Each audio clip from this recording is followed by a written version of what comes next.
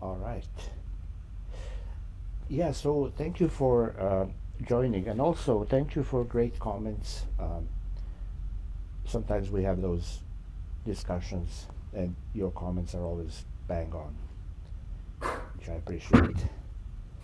So, looks to me like you're really well seasoned and experienced in this unfortunate, unhappy software profession. Yeah, probably uh,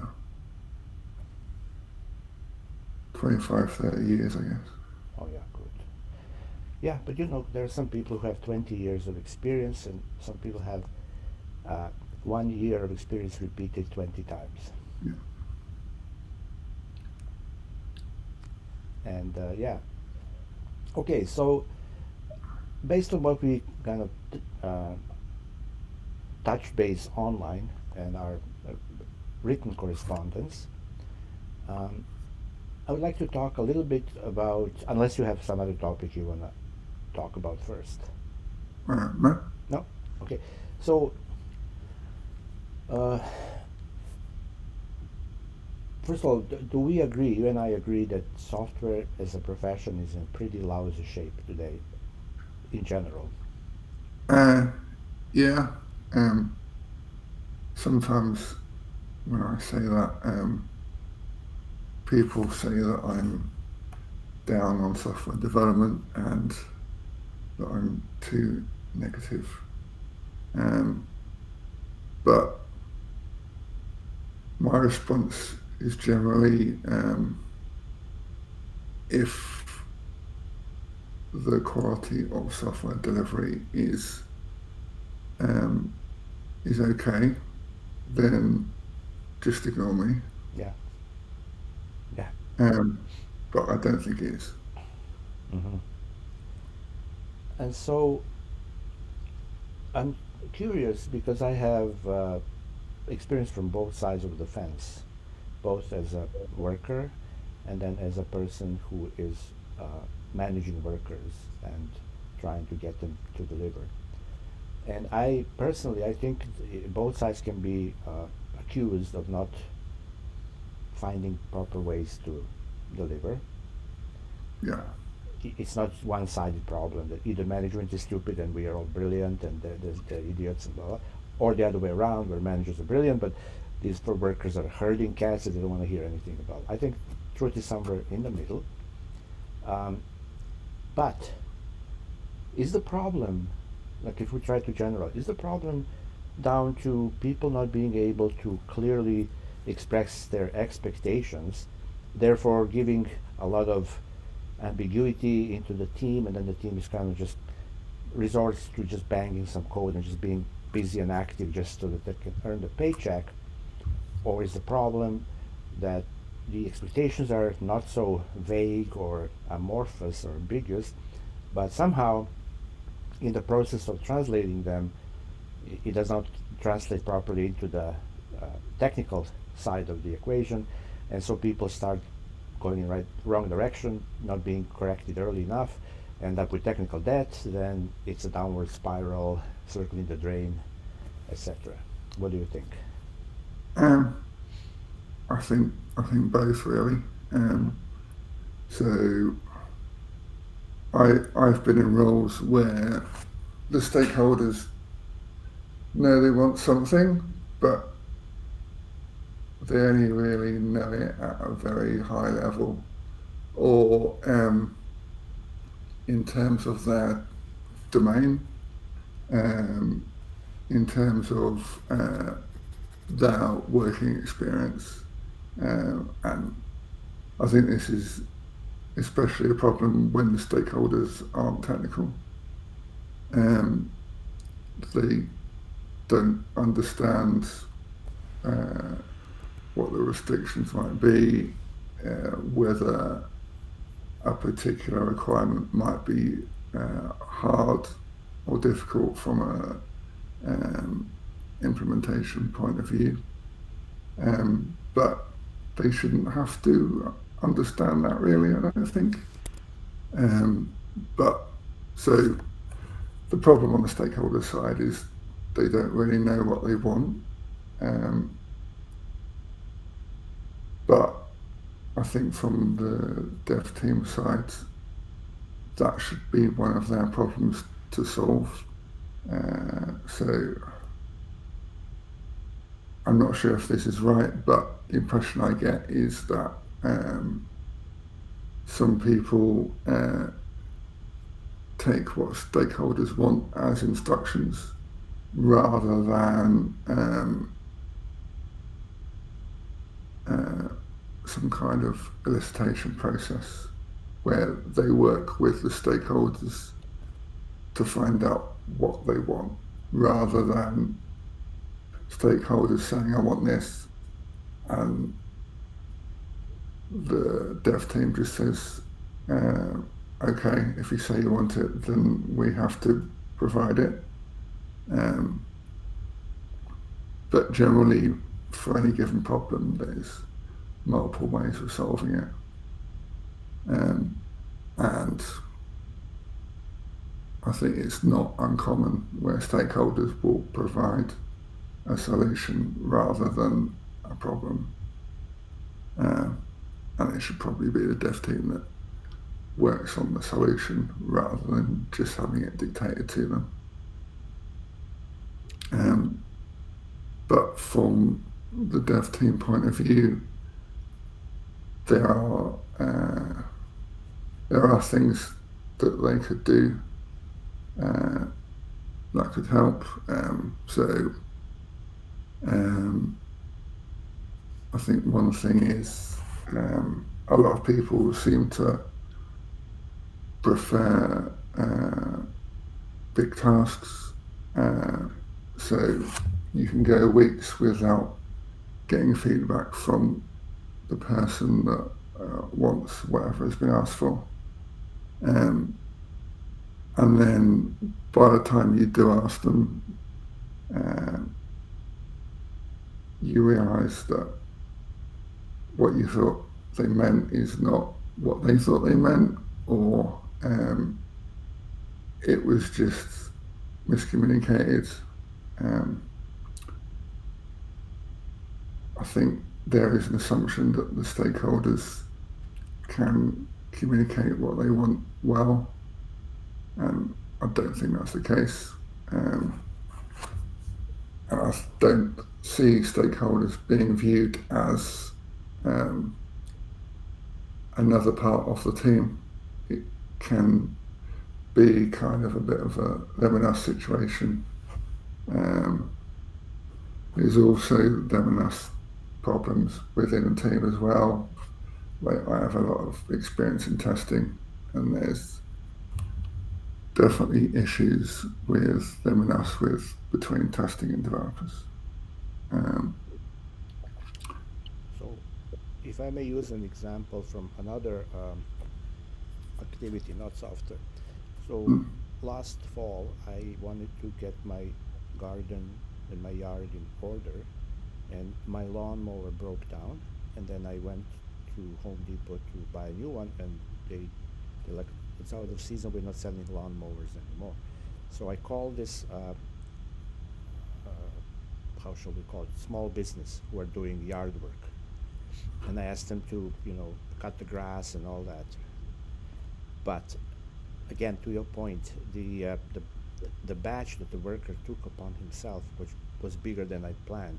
So he went on, and I wasn't there to supervise him, and he cut everything. My peonies, he just scorched her, just shaved everything. And I was upset, but it's not his fault, right? I wasn't clear in specifying either, okay, let's work together in small chunks, and I'll tell you when to stop, or point out, look, don't touch this area, that area.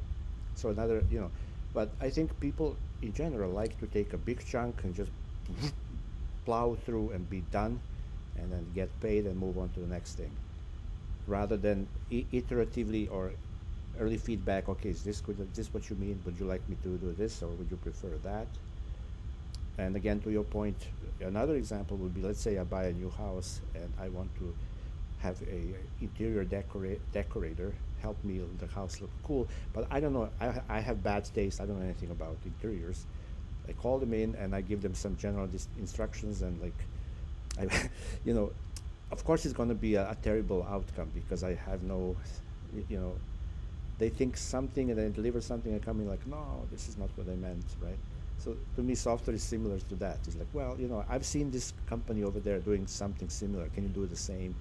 But it's too vague. It's not, expectations are not clear. Yeah. So I generally have the view that software development is not really about technology, it's more about people, um, about people, or different kinds of people working together. Um, and if you're not communicating, um, that's going to cause a problem. And developers might think of that in the context of the development team only, but it's bigger than that. It's it goes back to what I've said before about um, a one team approach that includes stakeholders and managers as well as the dev team. Um, so there's a lot of uh, assumptions and not wanting to bother people, um, and it's not really collaborative. Um, I think that's one of the things uh, that I'm not seeing really is communication and collaboration and people not really working together on people assuming that certain people are holding them back, or like there's a big thing in Agile about how we should get rid of all managers. Managers don't know anything, and uh, I think that's rubbish, really. Um, so my one of the things I'm focused on is how can people work together better, and a lot of that is uh, talking more, talking more frequently, getting more feedback quicker, and goes back to big tasks. I guess the bigger the task, the less frequent the feedback, the less opportunity for people to say that's not what I meant, or it is what I said, but it's not what I wanted. Um, just things like that, really. It's all about people and communication, um, rather than the hard skills of can I write code, can I produce a screen design, can I do testing. Um, the focus needs to be on what does the business want, and the business might not necessarily be able to say what they want, or they might be able to, but not in a way that more technical people would understand, perhaps. Okay. So I'm pretty sure you are. I'm trying to remember. Maybe you correct me, but you are also a proponent of extreme programming. Am I correct? Uh, I suppose so. Yeah. So my view on XP is it's a collection of practices more than a framework like Scrum is, for example. And so there's a lot of XP practices that I support. Yeah. Hmm. So because extreme programming is almost, I would say, 30 years old, uh, right? Almost. I don't know exactly what the Kent Beck's Yeah. launch date, but let's say almost 30 years old, and yet it's really not being didn't make much foray into regular software shops.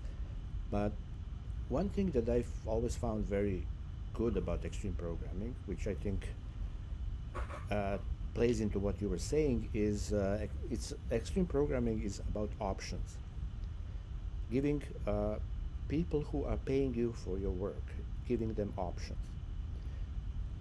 Uh, like if we're not doing extreme programming, then we have these big chunk or big project, and we move into the project. We whatever sign the contract or we agree. There is a budget and everything, and then this big project will take a chunk of time, and then teams are just kind of pushing down the timeline until such day when they big bang delivery. But that's proven in a lot of cases to be quite problematic, meaning things are not being delivered, running out of time, running out of budget, bad, catastrophes and bad situations. I've been through a few of those really bad experiences. Heads are rolling, and you know. So I think extreme programming was, in a way, a response to that. And they say, okay, well, let's not work like that because that does not give our bosses any options. It's binary. Either you're in and now you're vested with your millions of dollars, and your hair is going gray, you're losing your hair, or you're like, forget it, nothing. So it's either or. So I think extreme programming was like, okay, let's be more gentle, let's be more realistic, let's start with options. And the option goes like this: okay, we will start working on your project, whatever you want us to build, with the proviso and the common agreement that at the end of each work day, you will have something workable. It's not going to be earth shattering, it's not going to be something you will be, trumpeting in the media, but you will have something that is up and running, however modest that is. And then every day we will increment it by 0.1%. So long as you're engaged with us, with the team of extreme programmers, you will see steady progress. It's not going to be spectacular, it's not going to blow your mind. But what that means, at the end of each day, you have the option to say, okay, guys, let's continue. This looks like it's going in the right direction. Or you can say, you know what, guys, yeah, it's great. We're kind of running out of money. We want something else. Let's part ways. Let's shake hands. But when the team leaves, the business will remain with a workable system, no matter how modest it is. I think that approach can solve a lot of these issues with not being clear, etc. Because if you are delivering at the end of each day, then it's easy to get some feedback, either positive, negative, or neutral, and then the ambiguity kind of melts away, and you are either encouraged to continue in that direction, to change direction, or to abort mission and move on to some more interesting things in your life. And for some reason, I'm not seeing that being adopted anywhere.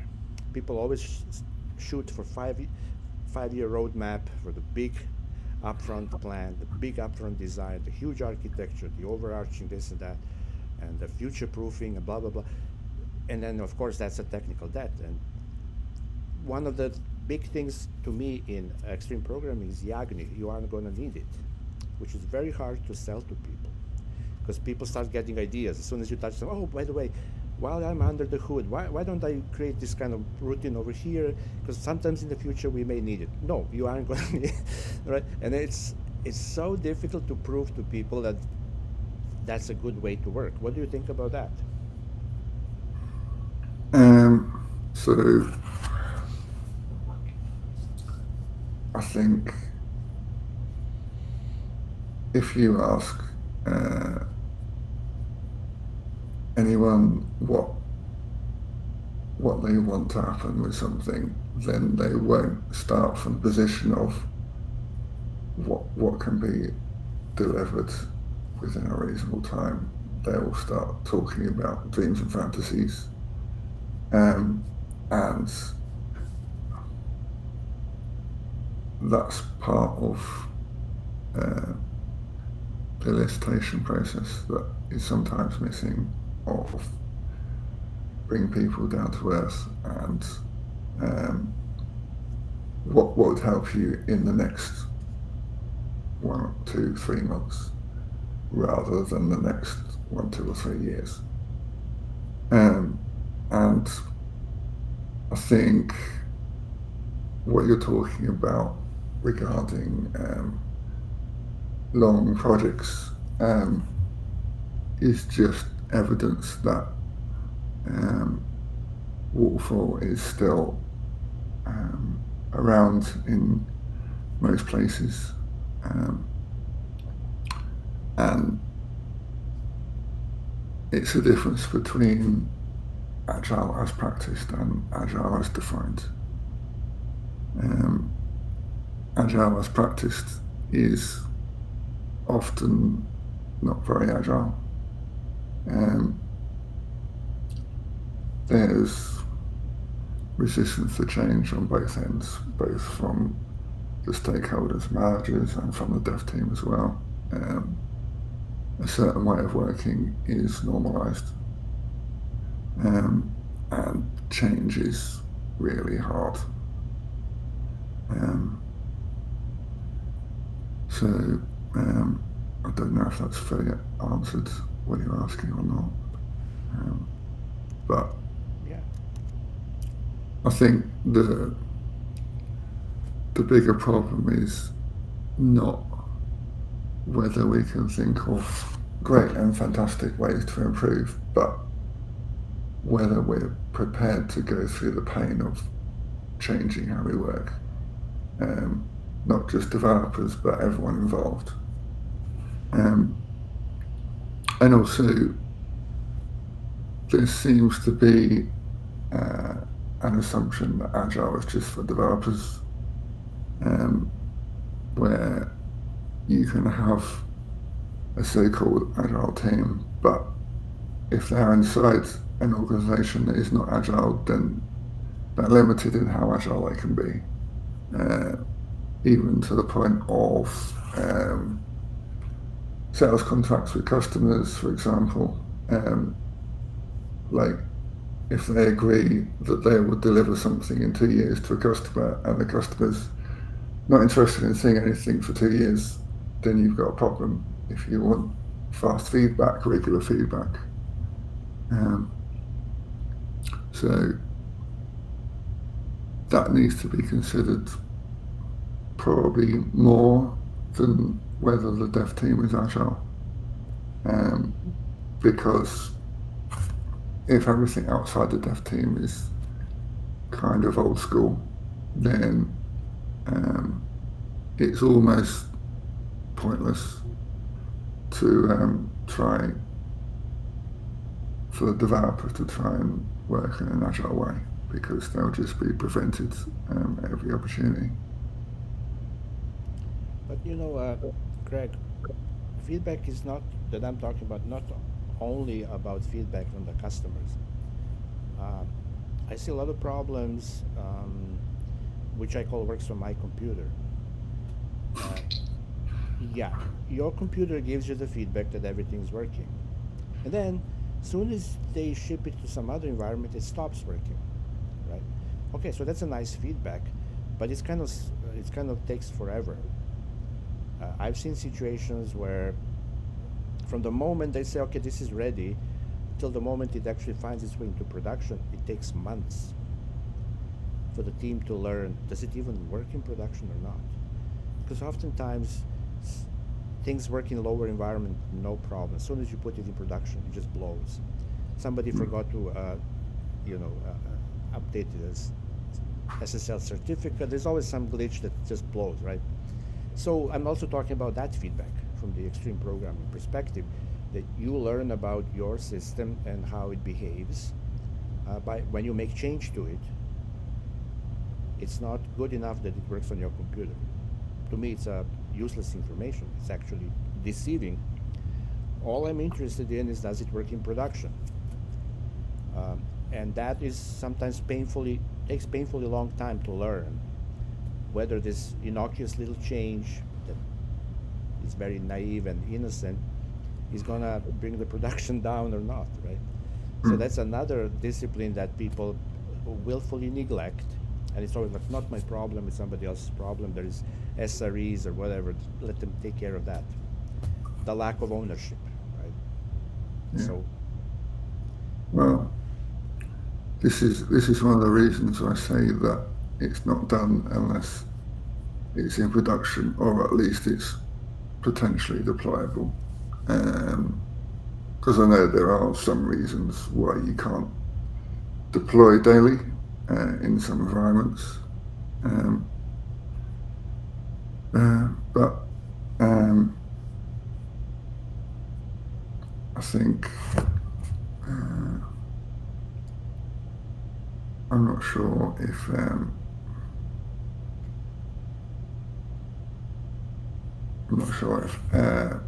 people are ready to do that.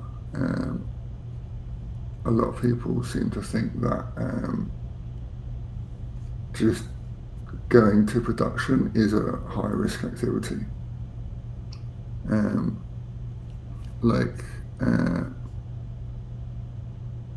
I know of organisations where you have a dev team, and then that goes to a QA team, and then so it takes probably 2 to 4 weeks for code to get into production. And how is that helpful? it's one of I'm not- those, you probably heard, this is what I'm teaching, but it mm, does not seem to register. It's called, if it hurts, do it more often. yeah, But the natural, what I find the tendency is once bitten, twice shy. So if it hurts, do it less often.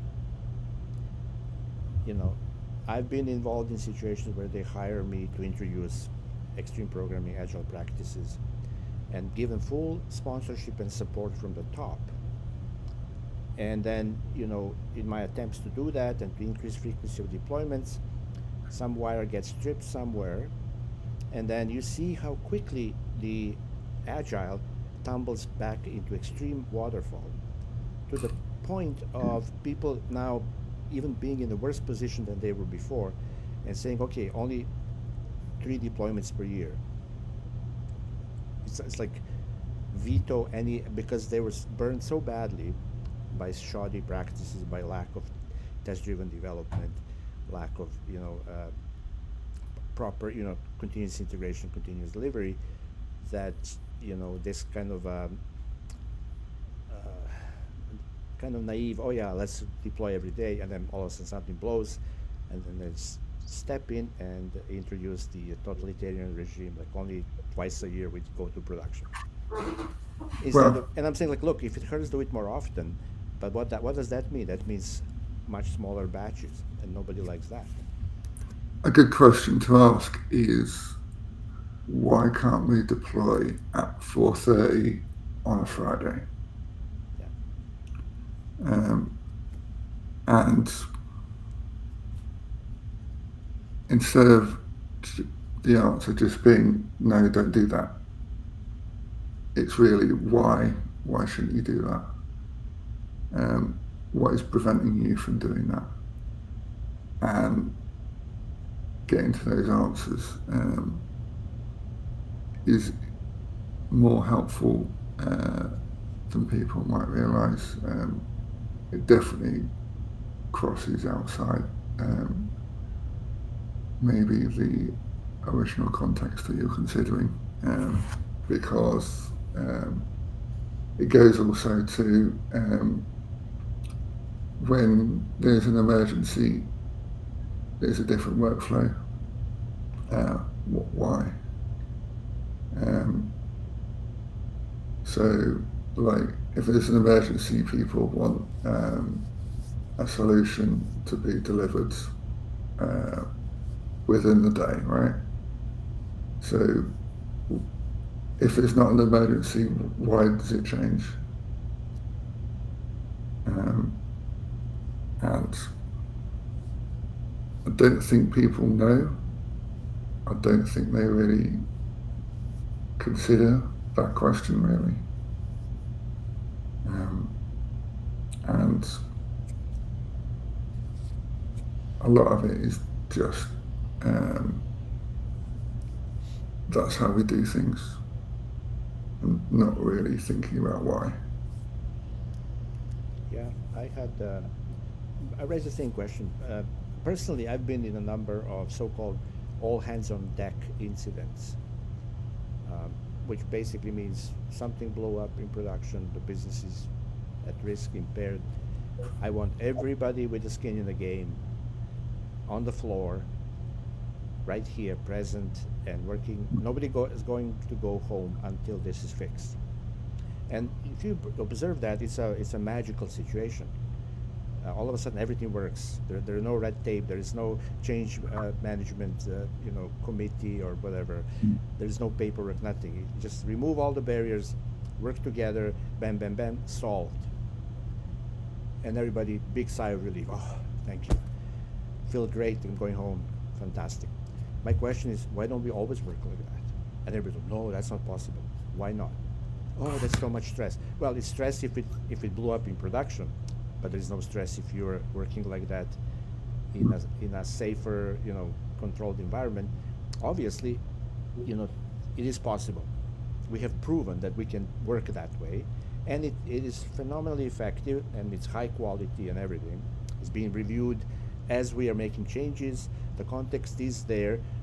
All the bright minds are on the top on the issue, and to me, that's the most optimal way to work. Oh well, it's so intense. Well, welcome to the your profession. It's an intense profession. Yeah. It's not meditating. Why are people denying this obviously very effective way of working? Um, I think because they're not used to working that way. Uh, so they're okay with um, high stress situations for limited times, um, and they see an emergency as uh, making it okay, um, but they wouldn't want to work like that all the time. Um, but my view is that it is so stressful because you're not used to working in that way. If you were used to working in that way, it would just be another day. And to me, it's like a firefighting brigade. You're not expecting them to be constantly fighting fires. They have ample leisure time. They are just on call, right? Mm, And I think software crew should be kind of the same. It's much more effective to work only maybe a couple of hours per day, really working on solving the issue, and then the rest you can study, you can improve your skills, you can do your pet projects, etc. Instead of people being insanely busy for many, many days, and me as the manager, I don't see the needle is moving, nothing is moving. And just keep piling request upon request, pull requests, this and that, things looping back, and it's just one big nightmare. The you know the Kanban boards, you have like work in progress. We have people working with 37 things at the same time. I'm like, how can you work on 37 things at the same time, right? Oh, because that makes me feel so important. I'm indispensable. Well, that's a false math for you, right? So, again, I'm going back to this problem that I see everywhere, which is optimizing for utilization. So I hire a bunch of people, and they're costing me so much per hour, and then everybody's like, okay, what are we getting for this money? If we are burning $2,000 every hour, I want to see something out of it, right? And from that moment on, everybody thinks we must make sure that everybody's plate is full at all times. I want to hear the keyboards clacking. I want to see people, right? And I say, like, look, fully optimized highway is a parking lot. It just defeats its own purpose, right? So I'm trying to transform the thinking from optimized for utilization to optimize for value delivery, mm, which will mean these people will be much, much less utilized. They will be sitting on the bench for long periods of time, and that's perfectly okay. That's actually better for them, for the business, for the customers. But it's so hard to send that message because everybody thinks if I'm paying somebody $200 an hour, I want to see him sweat, right? I want to see him work, do heavy lifting all the time. Yeah. So I guess it comes down to what are you actually paying people for? Um, I think the assumption um, by a lot of people is that you're paying for them to be productive, um, which to my mind is just focused on output.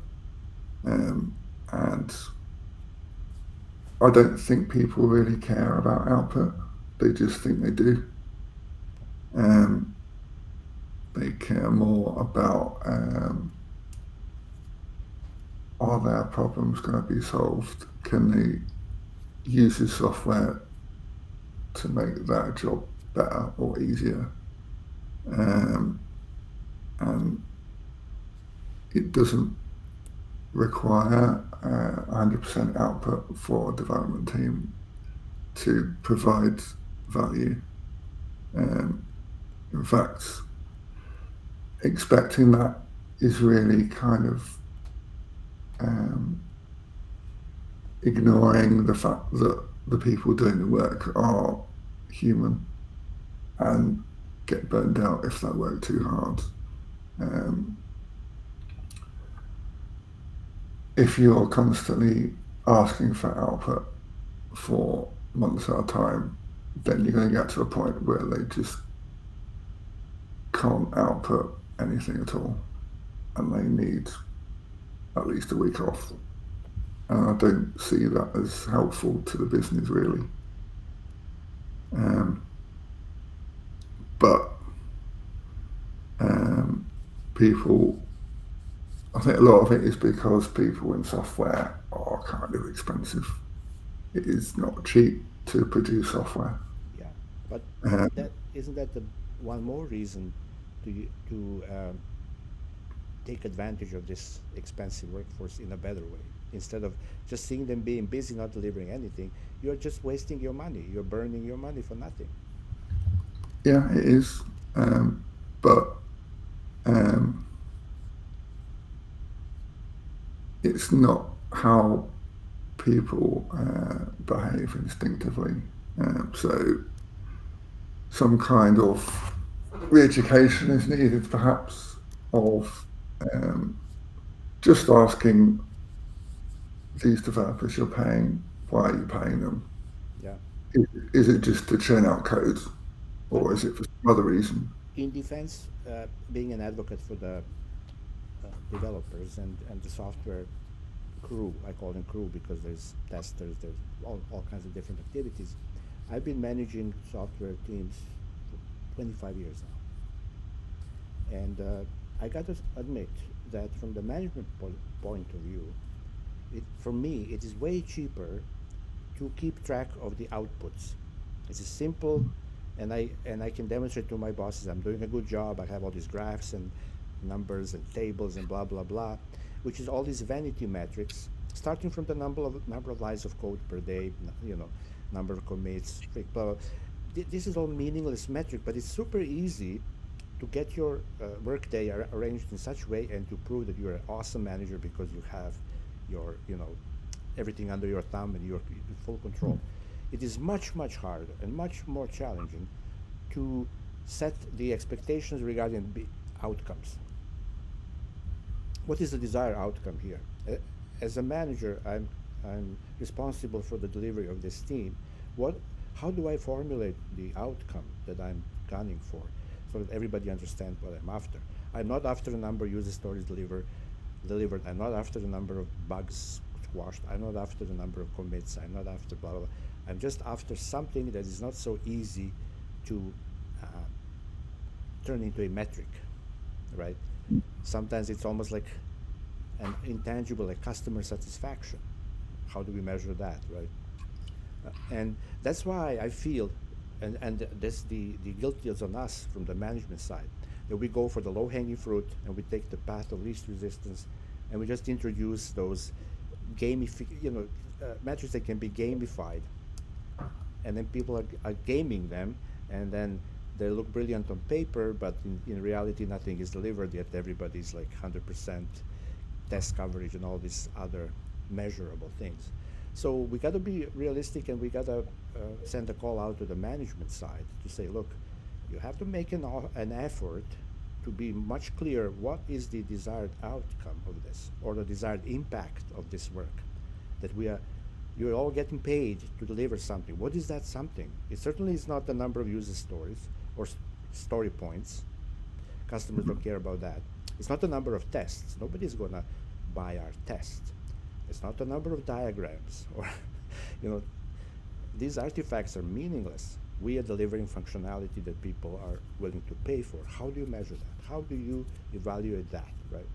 I think that is one of the biggest challenges in the software industry, is that we haven't really insisted on the management side to say, look, you got to be very, if I'm a worker, I'm telling you, you're my manager, you got to be very clear. What do you expect from me? What do you expect me to deliver? And how do you and I know that I have delivered, so that I can demand increase in my pay or my bonus, etc. That is the unexplored territory. From my experience, maybe there's companies that you worked on where it's clear, but I find it very hard for the bosses to lead the team in that way, instead of just measuring, the output using Yeah, Jira for some crappy, success theater. yeah. So I think the brain tries to avoid things that are hard and prefers things that are easy. But if things are easy, they're probably of less value. Uh, like if things were easy to do, then people would be paid less, for example. Um, but yeah, so but this is the kind of thing that pervades the entire industry, really. Um, Focus on story points and velocity, for example. Um, uh, like testers focusing on test plans and test reports, defect reports, and things like that. Uh, and I've said no one cares about these things. No one cares about dev artifacts. All that matters is the software you're delivering, and a lot of people just aren't interested in that point of view, um, which is a shame. Um, but I think a lot of people are open to change as long as someone else is doing the changing, uh, and also that if they are prepared to change, they Yeah. don't want to do too much change at once. So it has to be done quite slowly, I guess, as incrementally as software development itself. Okay. Another thing I want to quickly run by you is, my observation, and I'm both software developer and leading teams. We have the propensity, it's kind of inborn in us. I don't know if this is just this profession. We want to overbid on work.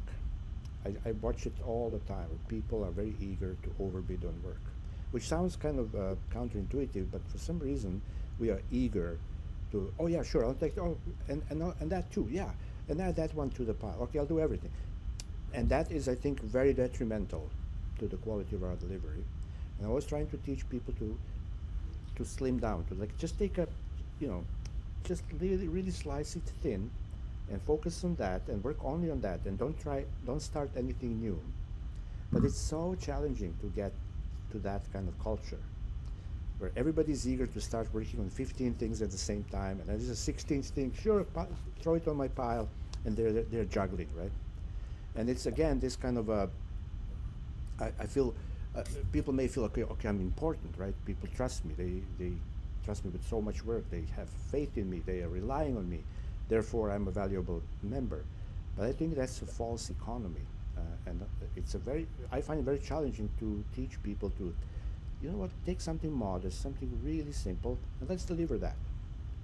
But they think, ah, so what's the big? It's for sissies. Anybody can do that. Let's be heroic. Let's take some, some amazing, huge chunk of things and work on it, like kill ourselves and deliver, and get the big round of applause, and work nights and days and weekends, and that's such.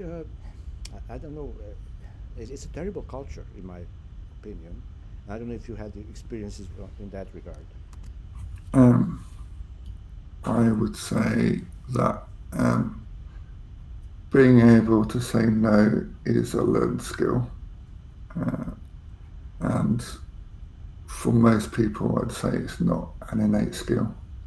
Um, Especially when you're dealing with someone that pays you money, that can decide that you don't have a job anymore tomorrow.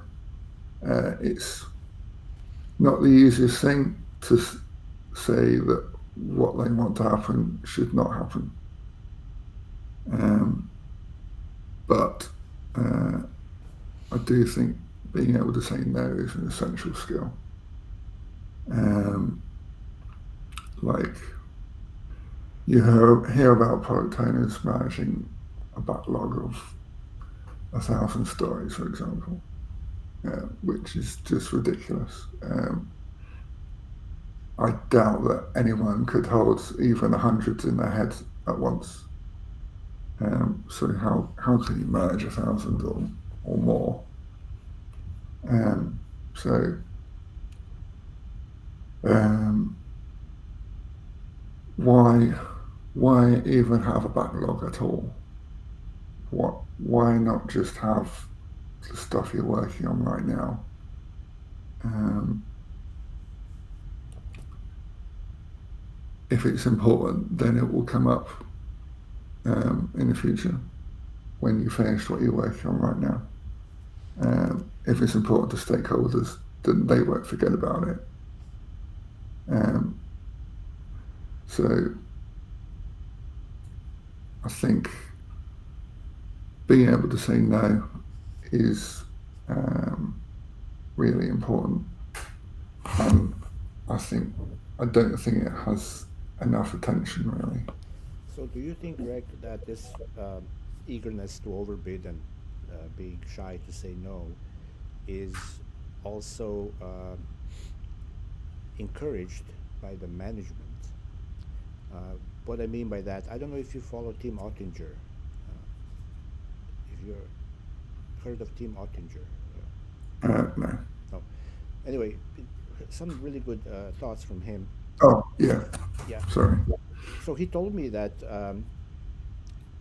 his approach is can be likened to a relay race. You have all these racers pass the baton. So there's one baton and there's a number of racers, and they're running passing the baton. And he says, "I'm keeping an eye on the baton. I'm not keeping an eye on racers. I don't care if somebody's sitting on the bench, lounging, going to a movie theater. So long as I see the baton is moving, I am happy. That means the team is self-organized and they are delivering." Now, a lot of managers I know are keeping an eye on runners and they forget about the baton. They're just like, "Hey, why are you slacking? Why are you? I caught you here talking to these people. You should be working. You should be banging on the keyboard." Well, right? And that is meaningless because the race is not won that way. The baton is stuck somewhere, and they're all busy running around empty-handed. So, one thing that I know you were talking about a lot is this collaboration where more than one person is working on a single issue. Now, the way I try to control that is I try to limit the work in progress to just one. So at any point in time, I want the team, and let's say we're talking about a team of 8 to 9 people with different skill sets and different responsibilities. Let's try to have the entire team work only on one thing until that thing is delivered. And by delivered, I mean either deployable or already deployed to production. What that creates is the situation where a lot of these people will be forced to spend a lot of time on the bench.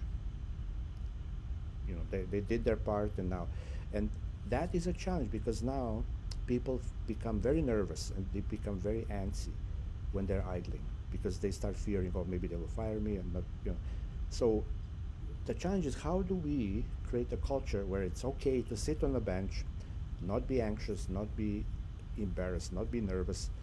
Same as in if you look at the game of football, there's a lot of these people sitting on the bench and nobody, they think it's okay. The coach puts them on the field and they pulls them back on the bench, right? That's how the game plays. There's always more than more players than is on the field. These people have no problem with that because it's traditionally how you play the game. But in software profession, people become upset when you put them on the bench and say, "Okay, don't touch anything. Don't start work on anything new. Don't get into the backlog and pull something else because now you're bloating the work in progress." That is turning to be a big problem for them, and they feel useless. They feel like, "Oh my God, I'm being neglected." And do you have any words of advice on that? Um, I think this is just again a focus on output. Developers want to feel productive, uh, like almost as if they'd rather work on something that has no value rather than idle. Um, so you have the issue of developers wanting to be productive, um, but you also have uh, managers and executives wanting uh, a certain level of output given the amount of money that they're spending. Um, so I think it's a lot of things come down to the conflict between output and outcome. Um, so it's really resolving that conflict, I think. Um, Maybe uh, asking why, asking developers why are they being paid? Why have they got a job? What is their purpose? Um, and asking managers, you're paying a team of people. What do you expect them to provide you? That's very Um, are you expecting, I don't know, just lines and lines of code, or are you expecting software that can solve your problems? That's a really good, very good question. Just reminds me of one thing. I find a lot of people who are developing software view that as equivalent to laying bricks. So you're hired as a bricklayer and you know how to put those bricks. But I think they changed in perspective and s- saying, no, we're not laying bricks. We are developing blueprints for interesting homes and interesting buildings. That I think changed because now it's more creative, it's more innovative. Instead of just okay, you have the skills for laying bricks, you're really fast, you can do it fast, and you're hired and we pay you big bucks. That's not what we're doing. I think we are Mm. innovating, we are creating, inventing new blueprints to make things more habitable, more desirable, so that people can buy those blueprints. And then, you shove this blueprint into a machine, and the machine will run the instructions, and you have your house, so to speak. So, um, sorry, I interrupted you. I just popped into my head. Carry on, please. Um, no, I think I'd finished really. So I think so. What I tell a lot is that dysfunctional practices will create more dysfunctional practices. So instead of looking at one thing that might be done wrong, you should be looking at the root dysfunction. What is causing all of these? Like you might have a big dysfunction cloud, and you need to focus on what is causing it all Yeah, rather than the low hanging fruit. yeah. Uh, Instead of fighting symptoms, you go for what's causing those symptoms. Yeah. yeah. But I'm a hobby musician, and I often play with bands. And when we are performing, we're up on the stage. nobody feels awkward or useless if you're just standing there and waiting for your solo or your part to play. It's all Yeah. part of the music, right? And I'm trying to say same is in software. It's not that we should everyone on the team should constantly be banging. Then you create cacophony and it's like bad situation. So still I find it very challenging for people to relate to that metaphor and to say no, no, no, I want to go away and I want to work like crazy and then I feel I'm valued and useful. I think that's just a cultural thing. Um, so the microculture of whatever organisation they're working in, but a lot of organisations have a similar output focused culture. So it is more than just fixing a problem in one place. Um, Probably to address it, you maybe need to influence things at a higher level across um, many organisations. Um, so, uh, and that is harder, but I don't see any way around that really. Mhm. Why do you think we like, or many people I know in software profession, we like to work in secrecy? We like to go away and hide away, and only once we get to the point where we think this is presentable, then we show it to others. Mm. And I think that is a big problem. It creates a lot of log jams and wasting time and wasting resources, etc. And yet everybody thinks that's the only way to work. Yeah. Um, so I think a lot of people have the opinion that um, software development, writing code specifically, but not exclusive to that, is a solitary activity. Um, and they think that working together with other people is slower. Uh, uh, Maybe working uh, truly as a team means that they cannot shine, they cannot, the work that they do is maybe less recognised because it is seen as value delivered by the team rather than value delivered by them uh, as an individual. Um, but ultimately, I think it's short sighted uh, and doesn't recognise what they're actually trying to achieve, uh, and also highly optimistic about what is achievable. You're right.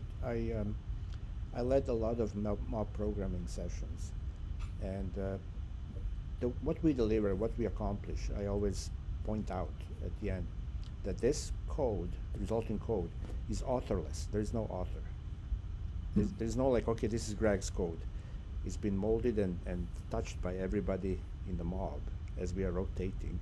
And maybe that's the problem. Maybe people feel like, hey, unlike in the music band where even though we are playing together, they always say, okay, this drummer is fantastic, that's his contribution. But here, you don't detect any individual in the Yeah, code. The code itself is well crafted. It does it what it has to be, deliver, and it's also easy to improve later. But there is no author, and some people may feel like, oh well, I don't like that. I like to be the shining star. yeah. Well, there are there are things that support that view, like um, people want career development, people want pay rise, people want promotion. If their individual efforts simply cannot be recognised, um, how can these needs be fulfilled? Um, if you have an answer to that question, then that's great. But if you don't have an answer, then I would imagine that it would cause problems. Yeah, well, one benefit of mob programming is that what they call high tide raises all boats, which is fantastic for those of us who are less experienced. And really, joining the mob is fantastic for upgrading your skills. And you quickly, I've noticed that even very green people who are green quickly pick up the pointers, and they get to the point where wow, this is impressive. What the Because it's a kind of an emotional event also, and when you learn something through your emotions, it stays with you. It's not the same as you were reading a book or watching a video, but if you're engaged almost viscerally in this kind of mob and you learn something, I've noticed that that has a wider impact, and it's good for improving overall skill set of everybody. But I don't see clear path towards boosting celebrities and superstar developers who already are at the top of the chain. They're mostly expected to be generous, compassionate, freely sharing their wealth of knowledge to pull the less experienced up to their level. But you're right. We have to find a way also to give them, you know, a carrot or a rope, so that they also feel they are growing and expanding. Maybe I don't know. Maybe sometimes the best way to really learn something is to teach it to someone else. So it's a teachable moment that I've seen happen a lot in mob programming sessions where people turn around and explain, well, here's why we're doing it. And then in the process, even they deepen their kind of grasp. And why are we doing this? And why are we extracting methods and blah, blah, blah, right? So I have only good things to say about mob programming. The only problem, like I say, is it is not sustainable throughout the entire workday, which means people will be asked to sit on a bench, which again brings back the problem. Okay, how do we appease the anxieties of people to culturally tell them it's perfectly okay to sit on a bench? Nobody's going to even think about whether it's a problem or not. That is a challenge, I think, in our current exploitative kind of uh, regime where we just want to, if I'm paying you this much money per hour, I want to see you do something for that hour, right? Not just sit and lounge. So I Yeah, think we have our work cut out in front of us as a profession to normalize sitting on a bench, perfectly fine. Don't you worry. Nobody's thinking like, oh, maybe we should downsize and get rid of these people sitting on the bench. yeah. As a manager, that's my biggest problem right now. I think part of moving away from uh, a process that is quite output driven is uh, being okay with less than 100% utilization, uh, both from the bottom and from the top. So managers need to be okay with less than 100% from the developers, and developers need to be okay with uh, taking a break. Like if they say you have a mob session going on, does it mean that everyone in the mob has to be actively involved the whole time, or can people just leave the room, go to the bathroom, go for lunch, and it still goes on without them? Um, I Well, think, I always make sure that that's the rule number one. You come and go as you feel. You don't have to announce your leaving or entering. Obviously, if you are vested and if you are keen on getting this solved, you're going to be trying to stay as long as you can. But yeah, things happen. You have to take the call. You have to go pick up the kids. No problem. um, another thing is possibly that the high performers uh, maybe don't like it that low performers are getting uh, equal credit, especially if they think they're carrying certain people. Uh, if certain people, like juniors or maybe people that are, for whatever reason, not as engaged in their job, full stop. Um, uh, People that are maybe looking for jobs elsewhere, for example, um, and all of that needs to be considered as part of the culture change. It is definitely a culture change, which is probably one of the more difficult things to achieve. Yeah. Um, Yeah, I find that the biggest problem is when you inherit members.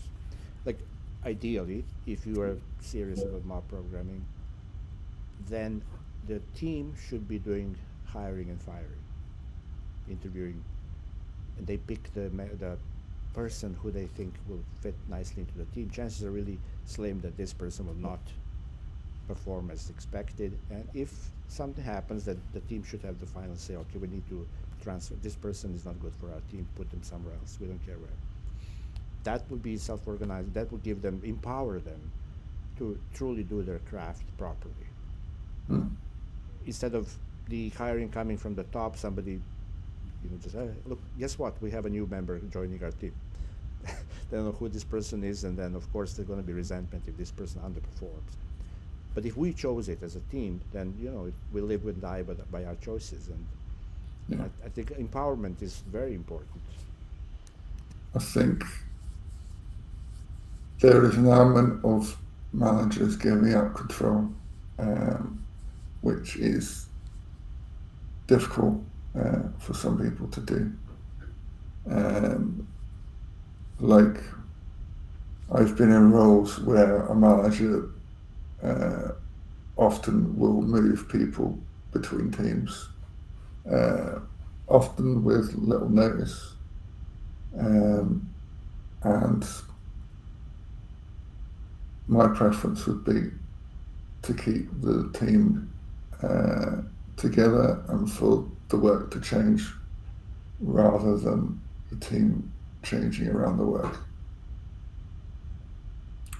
Um, but again, it's culture um, where the managers feel like they need to be in control. Um, and some of that may be uh, their preconceptions about what a manager should be doing. Um, I think there is a culture where managers are perceived as someone that directs people to do what is needed, rather than being a role that supports the team and gives them what they need. Um, Instead, it's more of a case of the manager telling them what they need. But that's the old school. Taylor is, you know, Yes, yes, it is. because that creates. First of all, I will say this: um, workers or people who we hire are grown-up people, and yet sometimes we treat them like they're in the kindergarten. Little children will have to tell them like, okay, now it's time to do this. Now go to bed. Now sit down for lunch. Now, so that's very condescending and patronizing, and demeaning, and of course that kills the morale. So then the team is going to just, you know, uh, sulk, and they will try and sabotage your efforts because you obviously don't respect them if you treat them like children. But if we treat them as adults, as responsible grown-up people, then we must give them the rope to decide who they want to bring into the team, what they're going to work on, how they're going to do it, they're going to resolve conflicts. They don't need a kindergarten teacher to step in, and so the role of the manager is mostly to act as a shit umbrella to protect the team from some Yeah, outside forces that don't understand the dynamics, and the manager is going to be the diplomat, resolving those conflicts. But the best way to control the team is to give them full freedom, full power. Like, you do your work. You know what to do. You better than anyone. You know what the problems are. You sort it out. I have no say in telling you how to do your things. Or I can tell you, for example, as I like to say, All I can tell you guys is I would like to see some increment of functionality being ready by the end of each workday. Mm. Doesn't have to be anything spectacular, but I want to see something wrapped up by the end of the day. How are you going to do it? You pick your own vertical slices. You do your own, you know, tumble around and decide. But you are the experts. You are the professionals, and you can do it. I know you can do it. So don't expect me to tell you what to do. I'm just telling you what I'm expecting by the end of the workday. Is it fair enough? Oh yeah, but this and that, blah, blah. And of Mm. course, the culture, right? So, sorry, I'm rambling now, but I was in the situation where we have a mob session, and there comes a point where we have a question, a fork in the road. Like, okay, for this product, do we go this way or that way? And then I go like, okay, let's ask the product owner or whatever, the product manager. Well, he's not here. Where is he? Oh, he has something more important to do. What is more, if you own the product and you live and die by your product, what could be more important? Unless you're called into the court for jury duty, like you should be here with the team and guiding us. Do we go take the left turn or the right turn? It's your call at the end of the day. We cannot do it without you. You're not here, and yet you have something more important to do. How do you expect your product to succeed, right? And these are Mm. very tough and tricky questions that people don't like me asking, but hello, right? Well, sometimes questions like that need to be asked. Um, so I would say that um, there are. It's not a new concept that teams should be self-managing, but not everyone is comfortable with that. Uh, like at the team member level rather than the management level. Some people want to be told what to do. Um, some people cannot act without it being approved first. Um, and that again is a culture thing. Um, I think, especially in larger organisations, um, in smaller organisations, there's more more freedom to um, ask for forgiveness rather than permission. Um, but in larger organisations, uh, I found that a lot of people need um, they know what to do and they can document that, but it needs to be read by a manager and it needs to be approved by a manager before they do anything. Um, and it depends what people think the goals are. Um, if the goal is uh, never do anything that hasn't been approved, fine. But if the goal is fast delivery of software, then it's not really aligned with that. Yeah. I mean, like I said, a lot of large organizations that I worked in, they erect this thing called a change management board, which is a misnomer because the real name should be change prevention board, because their job is to do everything possible to prevent the change reaching production. Well, it's risk management, isn't it? Yeah, risk and well, okay, hold your horses, blah blah blah. And then let's deploy only once per year, blah blah blah. And, make it a big. So obviously that's totally morale killer, right? Mm. So then people know that whatever they're doing is not going to be approved anyway, and yet they have to show the level of busyness. They have to be busy to Mm. justify the paycheck. So then people start really doing crazy things just to look busy, right? And that is a really bad situation for everyone, right? And yet, you find yourself working in an organization that is too big to fail. So no matter what they do, they're guaranteed revenue keeps pouring in, right? I mean, I work for large government organizations. Doesn't matter what you Mm. do, the revenue is guaranteed. You're just kind of going through the motions, pretending that you want to transform, but it's all just lip service, right? At the end of the day, nothing is approved, nothing can go right.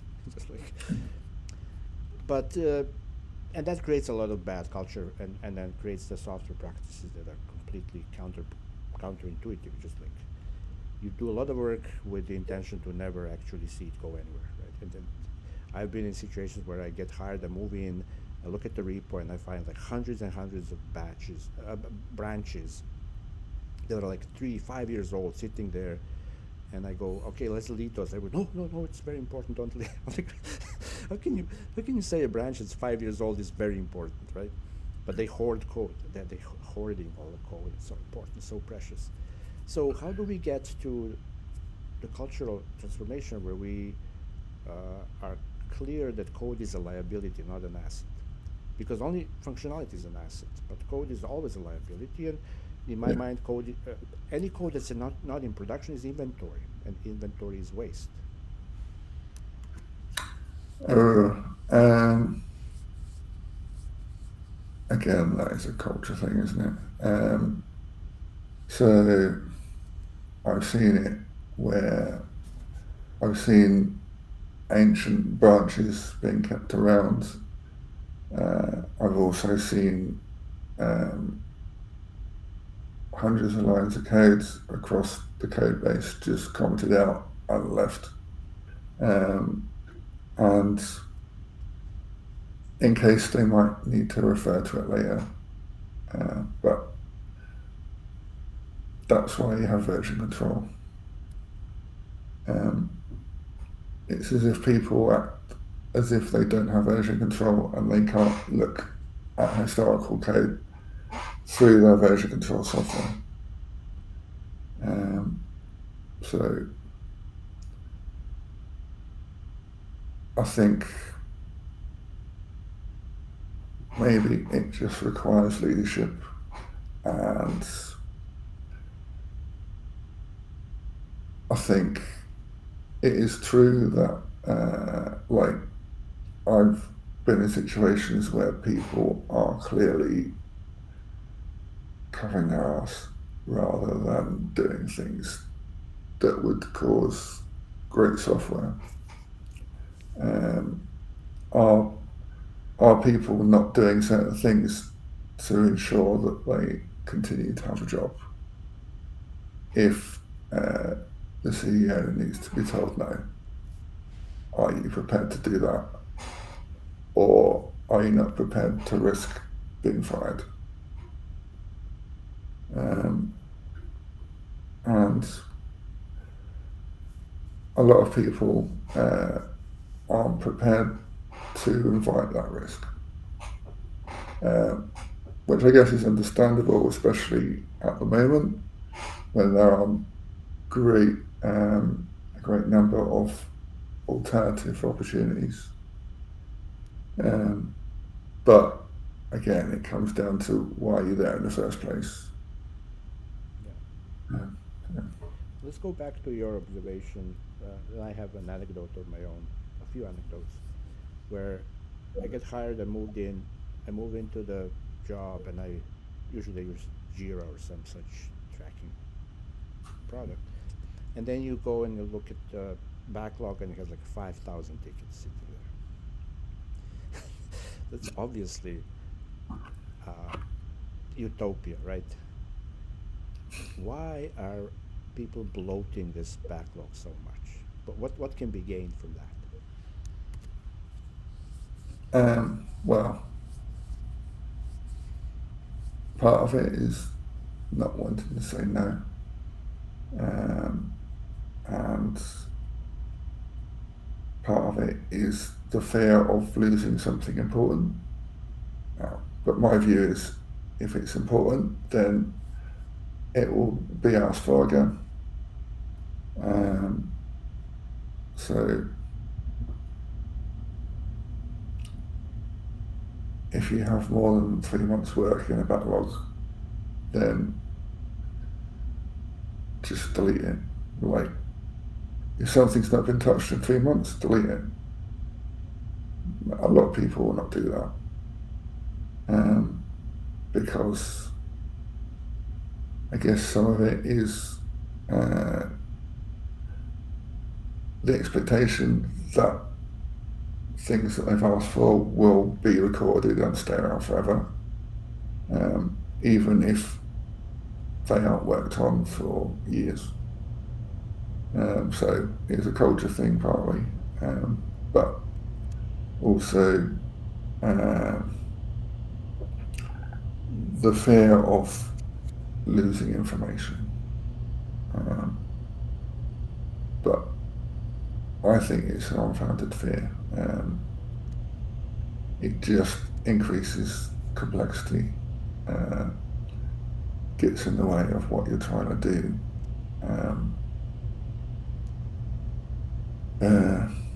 There is a view of like Scrum has really made a backlog as something that you have to have, but why? Why do you need a planet backlog? Why can you not just have a few really big epics, and the rest is just what you're working on today or this week? Why do you need so much information just recorded and not looked at? Isn't there another aspect? I will use an example. I read somewhere that some people, when they get old, especially if they're single or they're widows or widowers, there's a tendency, like this is just an anecdote, right?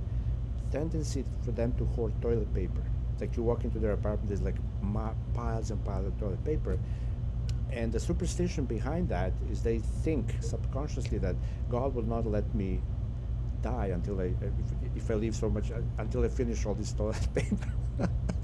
So a huge backlog could be like some superstitious kind of incantation of the job security. Look, they will not let me go while they see this huge backlog that I have to go through.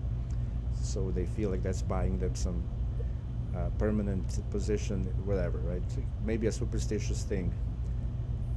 Because I remember a long time ago, I joined one agile team, and there was one dude who was explaining the um, agile methodology to the people who never did it, and then he was like really big on backlog, and people saying, well, why do we have such a big backlog? Said, well, that means we have a lot of things ahead of us to do, so everybody's going to stay employed. Yeah. Well, I think it's losing sight of why you're there in the first place. So, is your goal to deliver stuff now or as close to now as possible, or is it to keep yourself in the job for years? If your goal is just to keep yourself in the job for years, how does that impact the value that you provide? It's another one of those things that people don't think about, and that's how we've always done it, kind of thing. Yeah. Okay, Greg, one last thing I just want to touch base with you, and then I have to go. I think today on LinkedIn we had a brief discussion with this person who insists that the only way you can do a quality job is if you work in full isolation, in full secrecy, by yourself. Mm. And I think he provided some arguments that anytime you have to exchange thoughts or experience with others, that all just goes down the drain and it's all horrible quality. But you and I both know that from our experience that pair programming and mob programming tends to elevate the quality. But it's hinging on promiscuous pairing or mob programming on rotation. Of course, if it's just one person dominates the whole session, that's horrible. Mm. Which most of these people who never tried pair mob programming think that's the case. Like, there's some loudmouth just banging on, and some shy and timid person sitting in the chair and kind of squirming, and that they think that's pair programming. But anyway, I want to hear your thoughts on why do people think that working as a team or as an ensemble or mob or synchronous creation of something where we are bouncing ideas off, we are rotating between navigator, driver, etc. Why do people think that necessitates the degradation in quality? Um, I think it is largely fear. Um, if it's something new that they've not experienced, then they will look for ways to discredit it and to carry on as they're used to.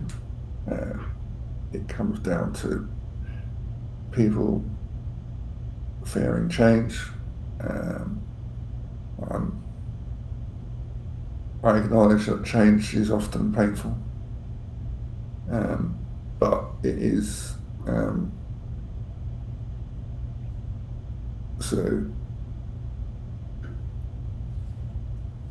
if you think something is going to reduce quality, um, what in your experience suggests that?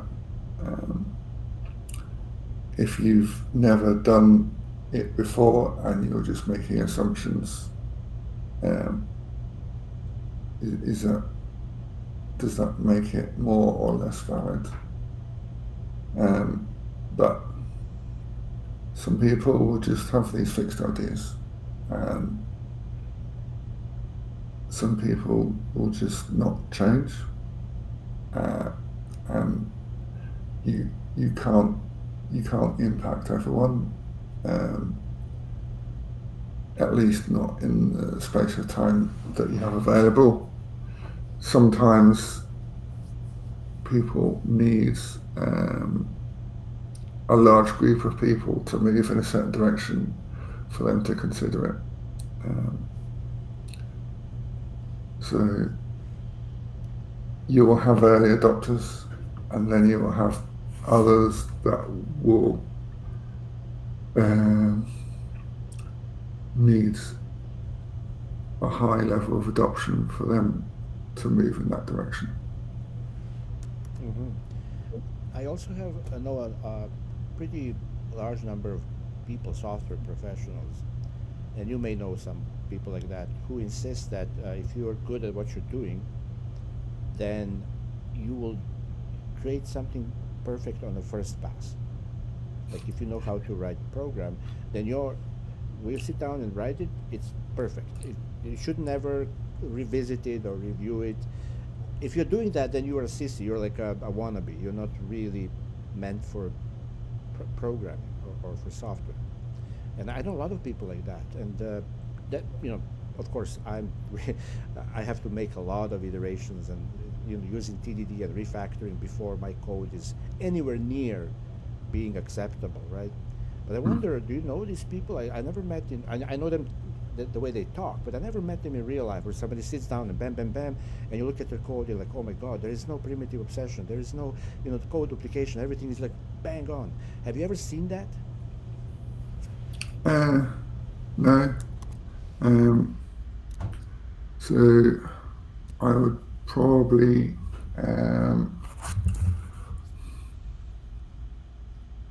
a lot of it is optimism, over optimism about what they can produce. As a tester, I always can tell which developers do their own testing and which don't, because the developers that do their own testing, that stuff generally works. And as a tester, you're just looking for edge cases, more or less. But the people that don't bother with testing because they just assume everything they do is amazing, it's pretty much always awful.